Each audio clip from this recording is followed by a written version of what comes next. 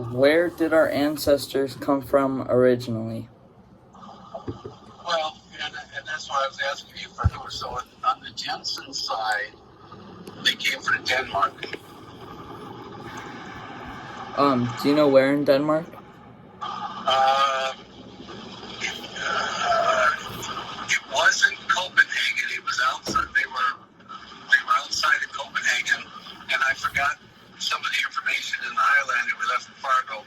I'll have it on Thursday, but I don't know. I'll have to get that for you. So, like a much smaller town? Yeah, it was a smaller town.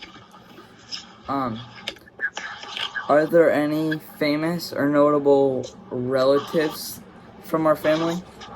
Not that I'm aware of. No? And do you know where we got our last name Jensen from? Well, okay, so the story goes is that in Denmark, they were Jens, Jen, and what they did is, like, if a daughter was born, then it would be Jen's daughter. If a son was born, then it was Jen's son. And when they actually came over to the States, then they just... Do you know why Ivor why he left Denmark? Yeah, mostly persecution. The Germans had kind of settled in that area, and they were making it very rough. And then they wanted to conscript, or get the men to join the military, and so they didn't want that persecution, and so the family up and left and came to America. When did our family first come to America?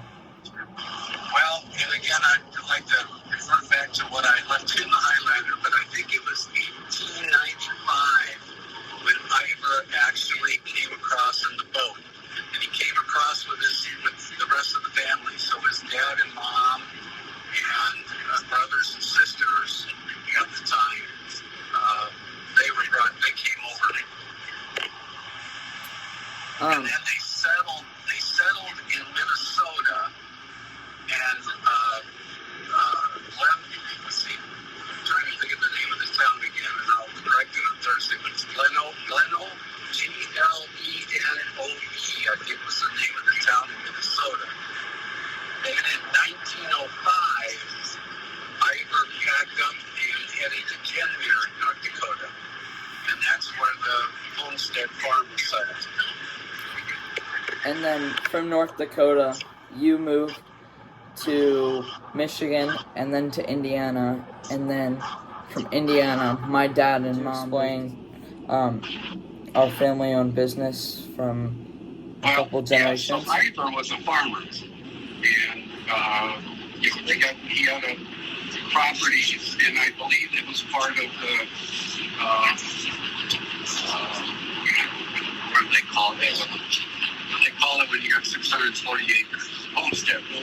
Yeah, so he had a homestead in Kenmare. That's how come he was just kind of a general laborer in Minnesota, and then got the land in North Dakota, so then he moved there.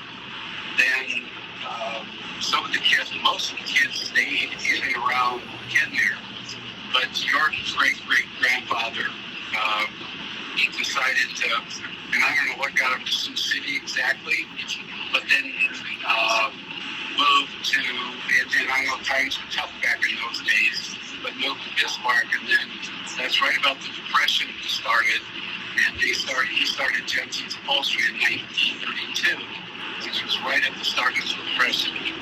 It was more jobs, man. So he was just doing side jobs to make ends meet and take care of the families.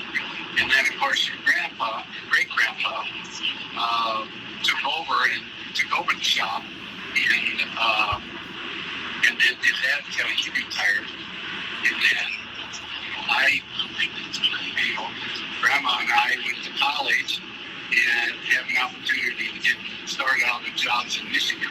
So originally, our plan was to go back to Bismarck and take over the business, but that just, circumstances just didn't happen.